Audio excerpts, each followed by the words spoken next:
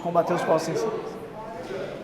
E para amanhã de hoje, meus irmãos, quero trabalhar um texto com vocês. Na verdade, eu quero trabalhar todo um contexto com a igreja, que é 1 Coríntios, capítulo de número 11, e nós vamos trabalhar a segunda sessão, verso do número 17 até o 34.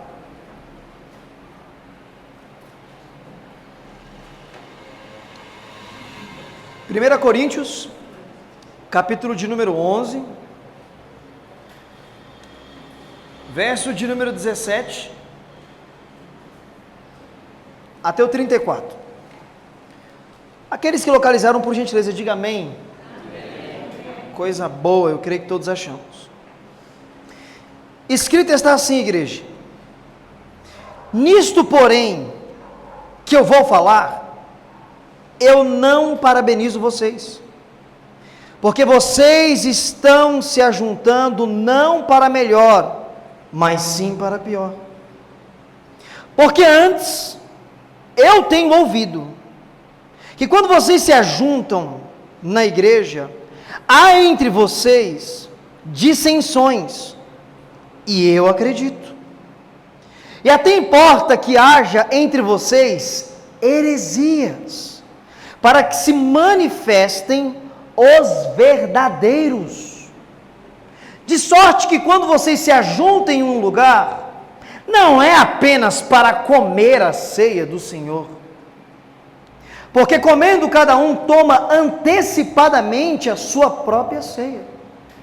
Assim um tem fome e o outro fica até bêbado. Não tende porventura casa para comer e beber? Ou desprezais a igreja de Deus e tem envergonhado aqueles que nada têm? Que eu vou dizer? Parabenizo vocês? Nisto eu não parabenizo vocês, porque eu recebi do Senhor o que também vos ensinei, que o Senhor Jesus, na noite que foi traído, tomou o pão e, tendo dado graças, o partiu e disse: tomai e comei, isto é o meu corpo que é partido por vós, fazei isso em memória de mim. Semelhantemente, depois de cear, tomou o cálice, dizendo: este cálice é o novo testamento no meu sangue. Fazei isto todas as vezes que beberdes em memória de mim. Porque todas as vezes que comerdes deste pão e beberdes deste cálice, vocês anunciam a morte do Senhor, até que Ele venha. Portanto, qualquer que comer do pão ou beber do cálice indignamente, será culpado do corpo e do sangue do Senhor. Examine-se, pois, o homem a si mesmo, e coma deste pão, e beba deste cálice. Porque o que come e bebe indignamente, come e bebe para a sua própria condenação, não entendendo ou discernindo o corpo do Senhor. Por causa disso, há entre vós muitos fracos e doentes, e muitos que dormem. Porque se nós nos julgássemos, nós mesmos, não seríamos julgados, mas quando somos julgados, somos repreendidos pelo Senhor, para não sermos condenados com o mundo. Portanto, meus irmãos, quando vocês se ajuntarem para comer a ceia do Senhor, esperai uns pelos outros. Se alguém tiver fome, coma em casa, para que não vos ajuntais para a condenação. Quanto às demais coisas, eu falarei quando estiver convosco. Amém, igreja de Deus? Amém. Meus irmãos, parabéns. Eu ia pedir para não fechar a Bíblia, mas está todo mundo com a Bíblia aberta. Permaneça com a Bíblia aberta justamente em todo o texto e o contexto que lemos. Na manhã de hoje, a minha intenção é trazer para a Igreja de Deus uma exposição sobre os problemas que acontecia no culto da ceia, na cidade de Corinto, igreja fundada pelo apóstolo Paulo. Esta igreja, esta comunidade, ela foi fundada por este apóstolo na sua segunda viagem missionária. Isso se dá em Atos dos Apóstolos, capítulo de número 18. Apóstolo Paulo sai de Atenas, Coríntio fica na Grécia, e quando ele chega nessa cidade, ele conhece um casal de judeu, que haviam fugido de uma perseguição instaurada pelo imperador Cláudio, na capital de Roma. Esse casal de judeus chama-se Priscila e Áquila. Paulo se junta com este casal de judeu que acreditava se converter a Cristo Jesus e começam a pregar o evangelho nesta cidade. Uma grande acrópole para os dias de Paulo, uma grande cidade. Corredor do mundo antigo, com pessoas de todas as partes, com todos os tipos de crença. Paulo se estabelece ali por 1 ano e meio, pregando, ensinando, discipulando e trabalhando, costurando, tecendo tendas. Como a obra de Deus não para, e isso se dá por volta do ano 50, 51 da era cristã, Paulo precisa continuar exercendo aquilo que Cristo chamou para exercer, anunciar o evangelho aos gentios. Ele parte para suas peregrinações. 3 anos mais tarde, ano 54 da era cristã, apóstolo Paulo está na cidade de Éfeso, na sua 3ª viagem missionária. Ele recebe alguns cristãos da cidade de Corinto, da família de um ilustre membro chamado Cloé, que traz até o apóstolo Paulo inúmeras perguntas, inúmeros questionamentos, de problemas que acontecia na igreja na cidade de Corinto. E é dentro deste contexto, é dentro de toda esta história, que apóstolo Paulo se debruça para escrever essa carta que nós vamos trabalhar na manhã de hoje. Como é um documento, é uma carta, eu não posso apenas expor para você os versos que eu li sem te explicar o que acontece dentro dessa carta. É que hoje, nos dias modernos, nós não temos mais o hábito de enviar carta. Mas quando você recebia uma carta, para você compreender o que o escritor está mandando para você, você lia ela por inteiro. Então, para os dias de hoje, se você recebe uma mensagem de texto no Zap, e ela tem 50 linhas, você não vai ler 10 hoje, 30, 40 amanhã. Para entender, você vai ler a mensagem inteira. Então, na manhã de hoje, como não dá para expor todos os capítulos, eu quero traçar com vocês um esboço, um panorama do que Paulo trata nessa carta. Do capítulo 1 ao capítulo de número 3, o apóstolo, ele vai combater algo que tinha nascido dentro daquela igreja, que são os departamentos ou as divisões e facções, panelinha dentro da igreja. Alguns membros da igreja de Corinto batiam no peito e falavam o seguinte: eu sou de Paulo, eu sou do grupinho que segue Paulo. Outros falavam: você é de Paulo? Eu sou do grupinho de Pedro. Não, eu sou de Apolo, grande mestre, versátil, que tem uma grande eloquência. O apóstolo Paulo fica indignado em receber informações que dentro da igreja que ele fundou e amava, tinha grupinho, tinha panelinha.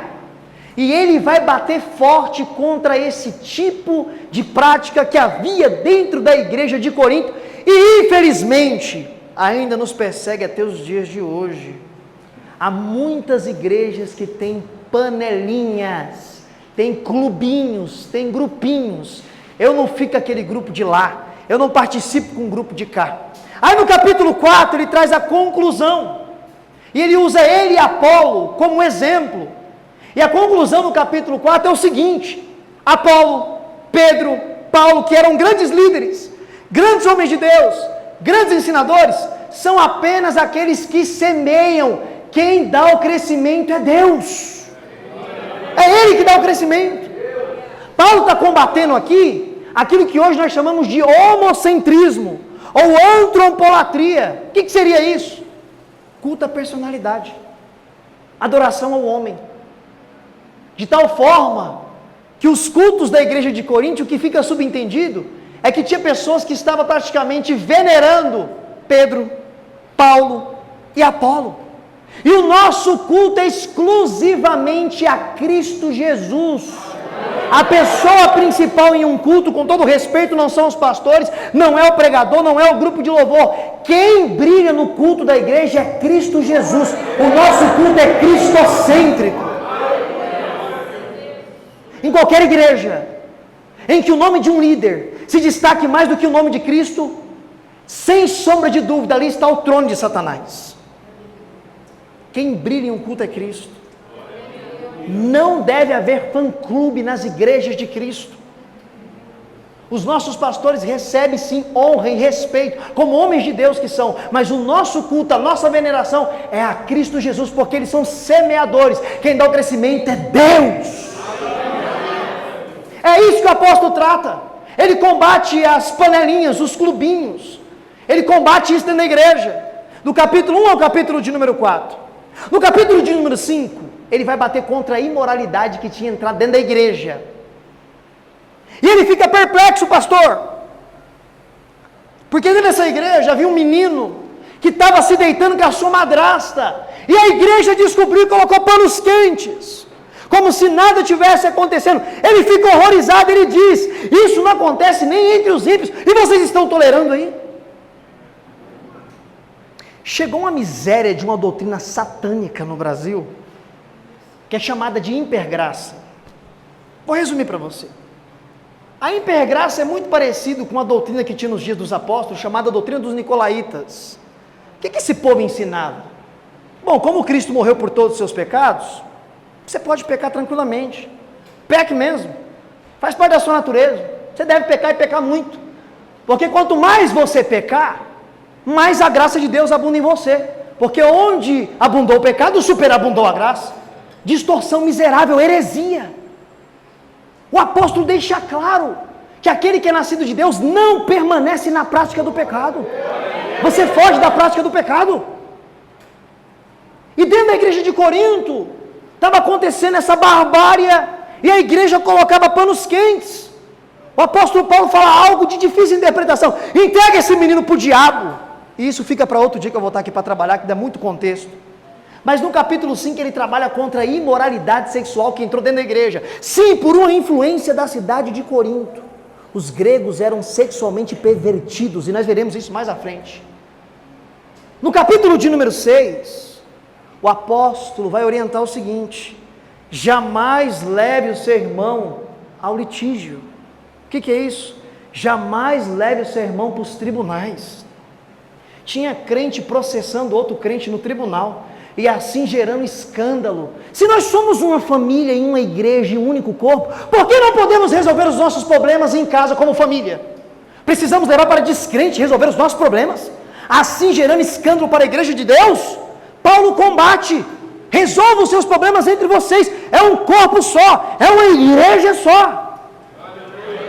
Já ouviu aquela expressão brasileira: roupa suja se lava em casa? Então não leve seu irmão para o tribunal. Você é irmão dele em Cristo, você é uma família. Resolve como família. É isso que ele trabalha no capítulo de número 6. No capítulo de número 7, ele vai trazer conselhos para os solteiros. Isso aqui é muito curioso, muito legal. Ele fala o que é para os solteiros? Se você receber esse dom, fique solteiro, assim como eu estou. Ele diz que isso é um dom. E aí você que é solteiro deve se atentar e cuidar das coisas de Deus. Mas se você não receber esse dom de ficar solteiro, case-se. Vá para o casamento, que também é um dom estar casado. Porque nós sabemos como que é a vida de casado. É uma bênção, mas também tem os seus altos e baixos. E é um dom estar casado. E dentro deste contexto também ele deixa conselho para os viúvos. Então é isso que ele vai trabalhar no capítulo de número 7. Conselho para solteiros, conselho para casados e conselho para os viúvos. No capítulo de número 8 a capítulo de número 10... o tema principal destes dois capítulos é a liberdade cristã com que Cristo nos libertou e nos tirou debaixo do jugo da lei. Mas o mais extraordinário é que a liberdade cristã que Cristo nos libertou não é motivo para libertinagem. Você é livre em Cristo Jesus, mas você sabe os seus limites, o que você pode e deve e não deve fazer. Então viva a sua liberdade cristã com que Cristo te libertou, com coerência e com luz na mente e com os pés calçado pela sandália do Evangelho. Ainda dentro desse contexto, no capítulo 9, o apóstolo Paulo vai reivindicar aquilo que eu concordo que é bíblico. Todo pastor merece sim receber um salário para cuidar da igreja, quando a igreja sim pode financiar. É isso que ele fala. Ele faz uma comparação. Se o boi trabalha no pasto, ele não come do mesmo pasto que ele trabalha? Aquele que trabalha no altar não come daquele que está no altar, está levando para a lei de Moisés, o sacerdote? Então ele vai reivindicar para uma igreja que tinha condições e não queria financiar, por isso que ele tem que trabalhar. Era uma igreja avarenta, a igreja de Corinto. E ele fala, eu tenho direito. Mas isso também fica para outro contexto. No capítulo de número 10, ele vai trabalhar sobre comidas oferecidas a ídolos no templo, que também é um grande pano para manga, porque toda a carne que vinha para a cidade de Corinto, primeiro de tudo passava no tempo da idolatria, e depois ia para o açougue. Então toda a carne que era comprada, até pelos crentes, já tinha passado pelo tempo da idolatria. E aí, come ou não come? Come ou não come? Sabe o que ele fala? Que o verdadeiro cristão, aquele que já é maduro, ele come, porque ele sabe que tudo provém de Deus, e já era, a não ser que haja escândalo. Aí pelo cristão que ainda é menino na fé, você, para não escandalizar ele, se priva, mas aquele que é maduro na fé, naquele contexto ele diz, coma. Chegamos no capítulo de número 11, aonde tem duas sessões. A primeira sessão, que vai do verso 1 ao verso de número 16, o apóstolo vai trabalhar sobre como as mulheres deveriam se apresentar no culto a Deus, porque estava tendo um problema terrível na igreja de Corinto, e esse problema era um problema cultural da época, e é curioso que uma grande igreja no Brasil criou uma doutrina por não entender direito esse contexto, e eu quero explicar ele para você nessa manhã. O que acontece nesse contexto? O apóstolo Paulo, ele ensina para esta igreja exclusivamente, das 13 cartas que ele escreveu, é só nessa igreja que ele traz essa ordenança. O que ele traz a ordenança? A mulher, quando se apresentar no culto, cubra o cabelo ou a cabeça, porque é desonroso. Por que será que ele ensina isso aqui só para essa igreja? Por que ele não manda as irmãs de Tessalônica usar o véu? Por que não manda as irmãs de Éfeso, dos Filipenses usar o véu? Só nessa igreja. Neste contexto em que Paulo envia a carta para Corinto, na cidade de Corinto, num monte chamado Acrocorinto, um monte muito alto no meio da cidade, havia um templo de uma deusa chamada Afrodite, deusa conhecida como a deusa do sexo e da fertilidade. E segundo os melhores historiadores, nos dias do apóstolo Paulo, dentro deste templo de Afrodite havia cerca de 1000 sacerdotisas. Elas eram sacerdotisas que praticavam culto sexual. E elas tinham um método de se portar e se vestir, roupas brancas e cabelo raspado, para se apresentar perante a sociedade como uma sacerdotisa de Afrodite. O evangelho chega, almas são alcançadas, muitos são convertidos, e tudo nos leva a entender que mulheres sacerdotisas do templo de Afrodite se converteram a Cristo, mas o cabelo ainda estava curto. Na igreja era reconhecida como irmã, mas quando andava pela rua ainda era tida como uma prostituta casual e cultural. Paulo, para resolver o problema, coloca o véu. Todas, usa o véu. Você que tem cabelo, usa para não desprezar aquela que não tem, se sente envergonhada e humilhada. Tanto que no próprio contexto ele diz que o cabelo da mulher estando grande, ele serve por véu. Acabou o problema. Era um problema cultural da época. Era um problema daquele contexto. Mas enfim, a igreja criou uma doutrina sobre esse contexto. Chegamos na segunda sessão de 1 Coríntios capítulo 11, que é o que nós vamos trabalhar, que eram os problemas que aconteciam no culto da ceia do Senhor. Primeiro de tudo, antes de entrarmos nos versos, eu queria te apresentar como que era a ceia do Senhor naquele contexto. Hoje foi muito parecido com o que nós fizemos aqui, eu estava conversando com o pastor. Não era como é hoje na atualidade, apenas no final do culto se parte o pão e passa o cálice. Não era assim. A igreja se reunia.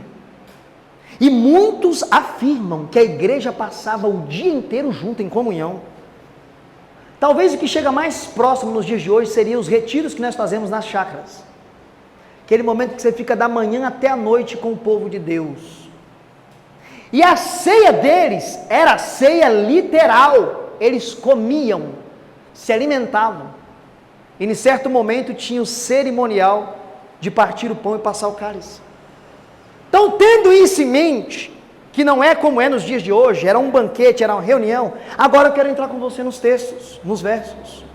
Eu gostaria que você acompanhasse comigo aí, ó. Do verso 17 ao verso de número 19, o que está acontecendo aí? O apóstolo Paulo, ele começa dizendo que ele não vai parabenizar eles, porque ele ouviu falar que quando eles estão se reunindo para celebrar a ceia do Senhor, eles não se reúnem para fazer algo bom, eles estão se reunindo para pior. E eu não vou parabenizar vocês não. Pelo que eu ouvi que está acontecendo aí, vocês acham que eu vou concordar e bater palma? E ele mais uma vez reafirma que quando ele se reúne, tem dissensões, divisões, grupinhos, panelinhas. Fica muito claro que nenhuma igreja, que qualquer um aqui gostaria de voltar lá e fazer parte, porque esta igreja de Corinto era a igreja mais espiritual. No capítulo 12, Paulo diz que não faltava dom para aquela igreja. Se você voltasse lá, você ia ver pessoas que profetizavam, pessoas que interpretavam, pessoas com variedade de língua, pessoas com dom de cura, pessoas com dom da fé sobrenatural. Tinha todos os tipos de dom. Era a igreja mais espiritual. Mas olha o que está acontecendo nessa igreja, hipermegamente espiritual. Divisões. Estão se reunindo para pior. E o que está acontecendo aqui? Veja como Paulo vai levantar uma pauta social dentro da igreja. Dentro da igreja. Do verso 20 ao verso de número 22, você vai entender qual tipo de divisão estava acontecendo dentro da igreja. Ele diz que alguns estavam comendo tanto e bebendo vinho, que eles bebiam vinho mesmo alcoólico, que estava ficando bêbado. E estava desprezando quem? Os pobres que não tinham nada para comer. Deixa eu explicar para você o pano de fundo. A igreja sempre foi composta com pessoas, no sentido financeiramente mais simples, e pessoas no sentido financeiramente mais abastadas, ricos e pobres. Sempre aconteceu isso na história da igreja, e tem até hoje. No culto de ceia, que a maioria entende que era no domingo, que toda a igreja se reunia, como leu o pastor no começo do culto, o relato de Atos dos Apóstolos, que estava junto no partir do pão, todos eles se reuniam, seria o dia que os pobres teriam o privilégio de fazer mais de uma refeição, ou comer uma refeição melhor, porque cada um trazia uma contribuição. Mas o que estava acontecendo? As pessoas mais abastadas, que tinha mais, chegavam e comia tudo, bebia tudo. Quando os simples, os pobres chegavam, não tinha mais nada. Eles estavam desmerecendo, desprezando, fazendo acepção de pessoas. E se tem algo no coração de todo homem que pulsa e berra, é fazer favores por vantagens indevidas, e sim ter acepção de pessoa no coração do homem natural, tá? Não estou falando do santo em Cristo Jesus, não. Você quer ver? Você quer ver como é que o nosso coração, o humano, o adâmico, ele é podre e caído? Olha uma comparação simples. Se bater um maltrapilho no seu portão, você vai atender rapidamente como se bater um cara de vestido de terno e gravata? Com qual velocidade você vai para atender quem? Dá uma pensada na sua consciência. Nós precisamos entender que o apóstolo Paulo coloca ricos e pobres no mesmo patamar, nós somos iguais no reino de Deus. Você não pode fazer diferenciação de irmão para irmão. Não importa se o irmão mais rico da cidade de Itapira, ele congrega com você, o irmão mais simples com ele, você deve tratar o mais rico e o mais simples do mesmo jeito. Irmãos em Cristo Jesus. Não deve ter acepção de pessoas por cargo eclesiástico ou status financeiro ou social. Nós somos a igreja de Deus, um único povo. O nome dessa reunião era chamada de festa ágape, ou a reunião do amor maior, e nós veremos o fim da reunião do amor maior pela falta do amor. Tanto que no capítulo 12, 13, o apóstolo vai falar o que? Sobre a falta do amor que eles tinham para com o próximo, que quando ele dá um tapa na cara, não adianta falar em língua, não adianta profetizar, não adianta ensinar, se você não tiver amor não vale de nada. No nosso meio não pode ter divisão, não pode ter dissensão. Somos um único povo, caminhando com um único propósito, para uma única cidade. Não são duas Novas Jerusalém, é só uma. É só uma. Que a indiferença, as divisões jamais tome conta do nosso coração. que possamos tratar todos, independente do status social, do status eclesiástico, de forma igual, com o amor fraternal de Cristo Jesus. Porque isso era um problema totalmente visível e aparente na igreja de Corinto. O apóstolo Paulo fala assim: eu não vou parabenizar vocês por isso, isso está errado, estão desprezando, estão fazendo acepção de pessoas. Vocês não estão entendendo que o culto da reunião da ceia é um culto de comunhão, é um momento que você vai ver os seus irmãos, que você vai testemunhar para fortalecer a fé, que você vai contar as maravilhas que Deus tem feito, e que você também vai poder contar para os seus irmãos as suas necessidades e ser auxiliado por eles. Eles não estavam entendendo isso.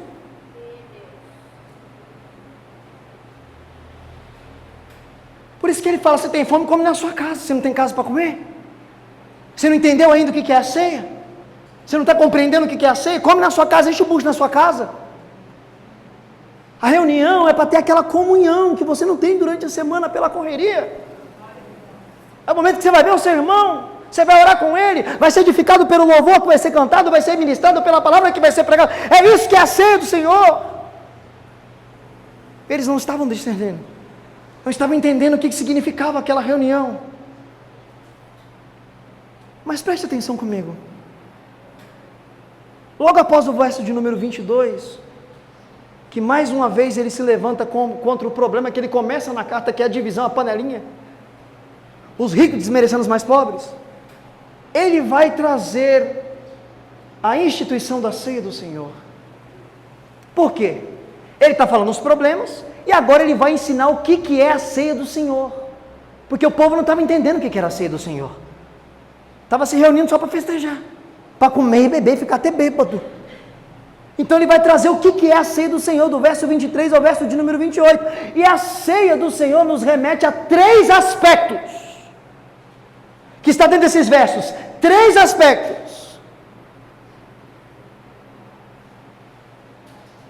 Lá no verso de número 26, ele vai nos ensinar que todas as vezes que a igreja se reúne para celebrar a ceia do Senhor, igual hoje que nós vamos celebrar a ceia do Senhor, nós estamos anunciando o memorial do sacrifício de Cristo Jesus. Então hoje é uma manhã de reflexão. Refletir o quê? Aquilo que está em Mateus capítulo 26, Lucas capítulo 22, Marcos capítulo 14 e João capítulo 18, o quê? A agonia, o sofrimento, a humilhação, o ultraje que Jesus Cristo, o Filho de Deus, passou e padeceu. Para mim e você estar aqui hoje, apresentados como justificados, para participar do cálice do Senhor. Ele refresca a memória daquele povo que não estava entendendo o que significava a ceia. Achava que era uma festa apenas. Então ele fala: vocês não estão entendendo? Que quando vocês se reúnem para celebrar a ceia, vocês estão anunciando, apontando que o Senhor Jesus morreu, que Ele foi sacrificado, que Ele pagou o preço, que ninguém aqui conseguiria pagar. Ninguém conseguiria pagar. A cédula que era contra mim e você, que Cristo riscou na cruz com o sangue dele, era impagável. Porque a lei de Moisés que Jesus cumpriu, requeria de todo homem e mulher perfeição. A tal ponto que se você tropeçasse em um mandamento, você quebrava todos os outros. A lei, ela é má ou não? Paulo diz que ela é boa, porque ela mostra e aponta para Cristo Jesus, que é o cumprimento total de toda a lei. Para pensar se você conseguiria ser salvo pela lei. Tem pessoas que pensam que para ser condenado ao sofrimento eterno precisa de 1 milhão de pecados, né? Não. Apenas um único pecado que você cometer debaixo da lei, você já é digno do fogo do inferno. Quantos pecados você e eu cometemos essa semana? E a ira de Deus teria que ser saciada. O salário do pecado é aquela cruz era para quem? Aquelas chibatadas que Cristo tomou era para quem? Aquele rosto encebado de sangue e poeira, os apupos e vai da multidão gritando: crucifica-o, crucifica-o, era para quem? Era para mim, era para você. O culto da ceia, o memorial que você lembra, o preço que foi pago, o sacrifício que foi feito. E essa igreja não estava lembrando, essa igreja não estava entendendo o que significava essa reunião, estava desprezando, não entendia que eles eram um corpo só, uma igreja só. E por isso havia divisões. Por isso havia facções dentro da igreja. Por isso que os pobres eram desprezados pelos ricos. E alguns comiam demais e outros tinham fome. Ele esclarece quando vocês fazem isso, vocês estão apontando para o sacrifício, para a cruz de Cristo, que nos uniu. E ainda no verso de número 26, além da cruz, ou aliás, além da ceia apontar para a cruz e o sacrifício de Cristo, ele diz o seguinte: todas as vezes que vocês se reúnem e celebram a ceia, vocês anunciam a morte do Senhor até que Ele venha. Então a ceia me faz olhar para o passado, o sacrifício de Cristo, mas a ceia também me faz olhar para o futuro, a vinda de Cristo Jesus. Eles haviam se esquecido que quando celebra a ceia, você não só anuncia que Cristo morreu e pagou um alto preço, como você também está anunciando que você está aguardando a volta dele para nos buscar. Hoje nós estamos reunidos para celebrar o culto mais solene da igreja, a ceia do Senhor, anunciando que ele morreu, o preço foi pago, a cédula foi riscada, mas também estamos aqui na expectativa e na esperança que ele voltará para nos buscar. E é triste em saber que, assim como na igreja de Corinto, tinha inúmeros cristãos que não entendia que o culto da ceia anunciava tudo isso, estava vivendo uma vida como que se Cristo não fosse voltar. Você percebe que hoje em dia muito cristão vive a vida como que se Cristo não fosse voltar? Já perceberam isso? Colocam as suas expectativas e realizações acima de todas as coisas. Não que você não deva ter expectativa, e sim correr atrás de realizações pessoais, mas em primeiro lugar é o reino dos céus. É o reino dos céus, é a sua justiça. Acima de tudo na sua vida, a sua maior esperança é aguardar o céu se rasgar e Cristo raiar para nos buscar. É essa esperança que tem que mover o seu coração, tem que impulsionar o seu coração. Lembrar que você está debaixo da maior promessa que existe sobre a vida de homens e mulheres. O Senhor vem para te buscar. O Senhor vem para te levar. Eu acho lindo quando Paulo vai falar sobre isso também lá em 1 Tessalonicenses. Ele diz que quando Cristo raiar do céu, Ele vai raiar para nos tirar das tribulações. Então enquanto você estiver aqui vai ter tribulação, fica tranquilo, faz parte da vida do cristão. Mas o mais extraordinário é que você não passa tribulação sem o auxílio de Deus. Eu falava essa semana com um amigo meu que falou que estava fraco na fé, não está mais caminhando com o Senhor. Eu falei, cara, como é que você consegue? Caminhando com Cristo aos trancos e barrancos, já é difícil, você passa cada... Imagina sem Cristo! Como que consegue enfrentar toda essa loucura aí fora sem Cristo? Mas Ele vem para nos tirar de toda a tribulação, bendito seja o nosso Salvador. Eles não entendiam que anunciava a morte do Senhor, eles não entendiam que estava anunciando a volta dele. Mas preste atenção comigo aí, do verso 27 ao verso de número 28, a ceia nos remete a outro aspecto. Primeiro aspecto, nos faz olhar para trás, a cruz de Cristo. Segundo aspecto, nos faz anunciar que Ele vai voltar. Terceiro aspecto, olhe o homem para dentro de si mesmo, se examine. É um momento de reflexão pessoal. Examine-se o homem a si mesmo e olhe a ordenância dele. Falava com o pastor sobre isso. No mundo acadêmico nós chamamos de ipsis literis. É do jeito que está, eu não posso dar outra interpretação. É o jeito que ele falou. Examine-se o homem a si mesmo e coma e tome desse cálice. Ele disse que é para você pensar, é para você comer e participar. A tal ponto que ninguém pode privar você de participar da ceia. Biblicamente, ninguém. É algo totalmente pessoal. É entre você e Deus. Com todo respeito, pastor não pode privar você, pastora não pode, marido não pode, esposa não pode. É você e Deus. Examine-se o homem a si mesmo e coma deste pão e beba deste cálice. É óbvio que ao longo da história da igreja, nasceu-se muitos tipos de pregação, que nós chamamos de pregação do terror ou do medo, saindo da tribuna para a igreja. Toma cuidado.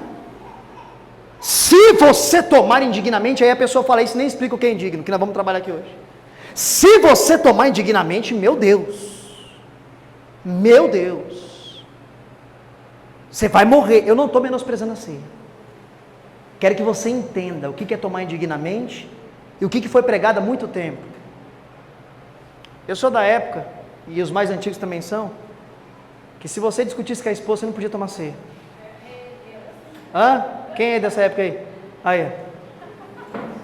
Se você desse uma palmada na bunda do filho, não podia tomar ceia. Eu sou da época que você tinha que vir na frente e confessar alguma coisa para os irmãos, para a igreja liberar se você podia tomar ceia ou não. Sendo que o texto diz que é você que se examina a si mesmo. E aí, como é que faz? É a igreja que vai me examinar ou eu mesmo que me examino? Ipsis literis, é o jeito que Paulo falou. Eu não vou dar outra interpretação, é o que está no texto. O texto está acima de tudo. O texto está acima de tudo. O texto é inspirado por Deus. Ao longo da história, se ensinou que só pode participar da ceia quem passou pelo batismo nas águas. Onde está isso na Bíblia? Não está isso na Bíblia? Me mostra. Eu respeito o RI. O que é RI? Regulamento interno de toda a igreja. Eu respeito. Respeito. Não tenho nada contra. Se a sua igreja é assim, onde que vai, quem vai me assistir aí, não tem problema com isso. Isso não é bíblico. Da onde vem essa ideia que só participa da ceia quem é batizado nas águas? De um documento chamado Didaquê. Um documento que é datado do ano 70 ao ano 90 da época dos apóstolos. Não entrou na Bíblia, mas é tido pela maioria dos estudiosos como um documento legítimo. Que havia costumes dos cristãos na época dos apóstolos. E lá eles tinham o costume de só participar da ceia quem já era batizado. Mas um grande detalhe. Como que era o batismo naqueles tempos? Não era como nos dias de hoje. Você já leu Atos dos Apóstolos? Pedro terminou de pregar, batizou uma multidão de mais de 2.000 pessoas. A pregação era verbalizada. A pessoa creu, era batizada na hora. Filipe, o diácono, pregando para o eunuco da Etiópia, ele interpreta Isaías 53, que o homem não está entendendo nada. Quando termina a pregação, o eunuco olha para ele e fala assim: o que me impede de ser batizado? Filipe fala o quê? Quanto tempo você tem de igreja? Fez o cursinho? Hã? Como é que está a sua vida lá? Hã? O que Filipe falou? Você crê? Eu creio. Vamos ser batizados. Eu concordo com o que aconteceu com o pastor. É vir como está, mas não vai permanecer como está. Não vai. O batismo era na hora. Por isso que nasceu esse costume que só se participa da ceia quem é batizado. Biblicamente, quem está apto a participar da ceia? Todo aquele que creu e entregou a vida a Cristo Jesus. Biblicamente é isso. O autoexame é você e Deus. E outro detalhe que foi ensinado para nós a vida inteira. Irmão, se você cometeu um pecado aí, não participa não. Porque é indigno. O indigno do texto é o pecado. Se o indigno do texto é o pecado, quem é que está apto a tomar ceia? Tem alguém aqui que não peca? Tem alguém aqui que não peca? Tem alguém aqui que não peca? O apóstolo João diz que aquele que não tem pecado faz Deus de mentiroso. Nós pecamos diariamente. Então todo mundo toma ceia, mesmo sendo um pecador. O ato da sua falha te torna digno de participar, não pelos seus méritos, mas pelos méritos de Cristo Jesus na cruz. Você só toma por isso, porque ninguém é digno de tomar, porque todos nós somos pecadores. E eu não estou aqui defendendo, levantando bandeira para defender pecado de ninguém, não. A diferença de nós que somos salvos e do ímpio, ela é gritante. Nós ainda cometemos pecado pela natureza pecaminosa que está dentro de nós, e automaticamente, por várias e inúmeras vezes, o Espírito Santo diariamente nos dá força para resistir às práticas pecaminosas. Mas, quando há um deslize, é totalmente diferente do mundano. O pecado na vida do cristão, ele não tem hora marcada, não está na agenda do celular, ele é acidental, é que nem cair de bicicleta. Ninguém sai de casa preparado falando, eu vou cair de bike. Não, acontece, é um acidente. Assim é o pecado da vida do cristão. E quando ele acontece, é traumático para a vida do verdadeiro salvo. Você fica mal, você fica arrebentado. Você quer ver a verdade? Você nunca mais pecou em paz depois que você conheceu Jesus. Depois que você conhece Jesus, nunca mais você peca em paz. Você não tem paz para pecar. Você é conduzido pelo Espírito ao arrependimento. Diferente do ímpio que passa a noite louco, chapado, no outro dia está contando vantagem, quer fazer tudo de novo. Olha a diferença. O cristão, quando escorrega, ele se derrama. Ele tem vergonha dele mesmo.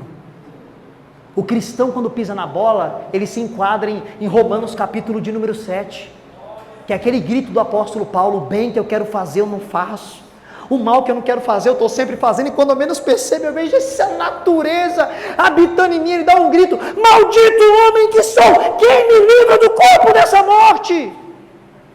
E quando Paulo fala isso, ele está usando uma cultura dos etruscos, que eram piratas, que pegavam seus inimigos, e quando matavam seus inimigos, quando era dois, matava um e amarrava o outro vivo no corpo do morto. E esse vivo ficava ali para morrer, com as barejeiras, com a sujeira, tinha que comer o defunto até morrer. O que Paulo quer fazer com essa analogia? Tem um morto aqui dentro chamado Adão, está amarrado em mim ainda, e eu estou brigando contra ele, estou lutando contra ele. E aí Paulo dá um grito: me livra desse corpo, me livra disso.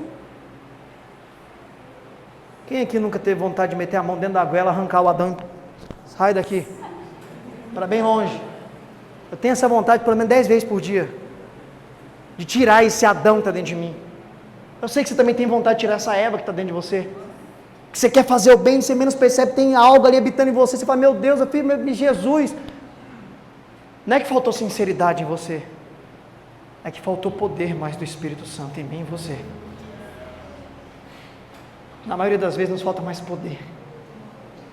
Mas veja comigo que participar da ceia, então, e aqui entra do verso de número 29 ao verso de número 24, ele começa no 28, ele começa a trabalhar o que seria tomar a ceia de forma indigna. Então você está concordando comigo, que eu estou vendo pelo seu semblante, que tomar a ceia de forma indigna não é apenas a prática do pecado. E é claro, irmão, que aquele que vive no pecado consciente, constante e contínuo, ele não está apto a participar da ceia. Se ele participar, não vai fazer efeito nenhum, ele só vai comer um pedaço de pão e tomar um pouquinho de suco de uva, não tem efeito. Porque qual que é o ápice principal da celebração da ceia? É mostrar literalmente e espiritualmente a nossa comunhão com Deus. E aquele que vive numa prática de pecado consciente, constante, não tem mais comunhão com Deus, está quebrada a comunhão. Então, ainda que ele participe, eu e você não saiba, o pastor não saiba, ninguém saiba, ele só está comendo um pedaço de pão e tomando um pouquinho de suco, como esse povo estava fazendo. Para ele não tem sentido, eficácia nenhuma. Mas mesmo nós, sendo pecadores miseráveis, porém justificados, lutando para viver em santificação progressiva, participamos do corpo e do sangue do Senhor, pela misericórdia e pelos méritos de Jesus Cristo na cruz do Calvário. Porque se for a realidade do pecado que nos priva de tomar, ninguém seria apto a tomar, só Jesus poderia tomar, o único que foi santo. Meus irmãos, o que seria tomar a ceia de forma indigna? Já que não é a presença aparente do pecado ainda, a natureza em nossas vidas. Tomar a ceia do Senhor de forma indigna é justamente praticar tudo o que essa igreja estava praticando. Se reunindo para pior, fazendo acepção de pessoas, fã-clube na igreja, culto à personalidade, antropolatria, desprezando os mais simples, desprezando os mais pobres, não entendendo como o corpo de Cristo deveria caminhar, não entendendo como o corpo de Cristo devia trilhar, não entendendo como deveria ser a reflexão no culto de reunião da ceia do Senhor. É isso que é tomar a ceia de forma indigna. É você fazer acepção de pessoas, é você participar de panelinha dentro da igreja, é você estar respaldado em figuras ilustres do mundo cristão, como se eles fossem o Senhor Jesus Cristo, ao ponto de adoração. E já fã-clube para cristão, é o fim do mundo mesmo. Maranata, Senhor Jesus. Tomar a ceia de forma indigna, que ele fala que as pessoas não discernem o corpo do Senhor, é exatamente tudo que os cristãos da igreja de Corinto faziam. Uma verdadeira bagunça e baderna. Eles não entendiam o que era caminhar com o Senhor Jesus. Eles não entendiam o que era sentar na mesa para ceiar e desfrutar de uma comunhão plena, entendendo que é um único povo, um único grupo, independente de status social, independente de status religioso e eclesiástico, é um único povo. E aí ele usa o exemplo de Cristo em toda a carta. exemplo de simplicidade e humildade, que sentava na mesa com o príncipe dos fariseus, mas também sentava na mesa com o publicano, prostituta e leproso. Você sabia que a ideia de cristãos são pequenos cristos? Você está preparado para sentar na mesa com leproso, prostituta e todo tipo de pessoa? Sem fazer acepção? Nós devemos estar preparados. É para isso que Ele nos chamou. É para isso que o Espírito Santo habita em nós. Para não ter diferenciação de pessoa. Para viver esse momento de comunhão, para viver esse momento de culto ao Senhor Jesus Cristo. A ceia do Senhor, a expressão máxima dela é o sacrifício de Jesus Cristo, é a nossa união, a unidade dos santos e a nossa comunhão com Deus. 3 pilares da ceia, 3 pilares: o memorial do sacrifício de Cristo, a unidade dos santos em Cristo Jesus e a nossa comunhão com Deus. Hoje nós estamos celebrando a comunhão do corpo de Cristo. E o mais lindo do corpo de Cristo é que não tem placa. Placa é nosso. O corpo de Cristo é a igreja de Deus espalhada por todo o mundo. Nós estamos celebrando essa comunhão hoje que só nós, lavados, remidos e justificados em Cristo Jesus, podemos celebrar e ter.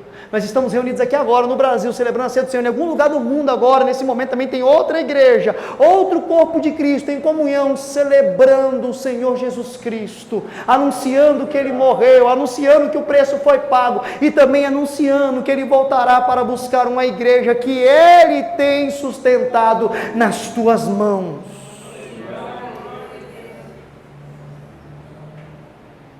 Nunca mais participe da ceia do Senhor no sentido de se sentir indigno, porque eu sei que você luta contra a sua natureza diariamente, é sustentado e guiado pelo Espírito Santo, e Ele te leva ao arrependimento. E se você não vive na prática de um pecado constante e consciente, eu sei que você não vive, senão você não estaria aqui nessa manhã, você é mais do que apto para participar da ceia do Senhor. É um momento seu e de Deus, totalmente seu e de Deus, preparado por Ele, instituído por Ele, ordenado por Ele, criado por Ele. É o momento que nós testificamos publicamente, literalmente, a nossa comunhão com a igreja e a nossa comunhão com o nosso Redentor. E nós vamos celebrar essa ceia na manhã de hoje, entendendo, sendo conscientizado o que é tomar de forma indigna e jamais trilhar pelos caminhos que estes cristãos trilharam. A mensagem principal também da manhã de hoje é não seguir esses maus exemplos, porque se seguirmos, estaremos tomando a ceia do Senhor de forma indigna. Caminhe com seu irmão em comunhão. E eu sei que não é fácil suportar uns aos outros. Paulo fala sobre isso. Suportai uns aos outros em Cristo Jesus. Eu sei que isso é difícil, meu irmão, de lidar comigo, eu tenho todas as minhas falhas, mas o conselho é para você me suportar, orar por mim e me ajudar. Eu sei que você também tem as suas dificuldades, e o conselho é para mim te suportar, orar por você e te ajudar. Comunhão, um único corpo, uma única igreja, um único Cristo, um único propósito, um único caminho. Se coloque de pé em nome de Jesus Cristo.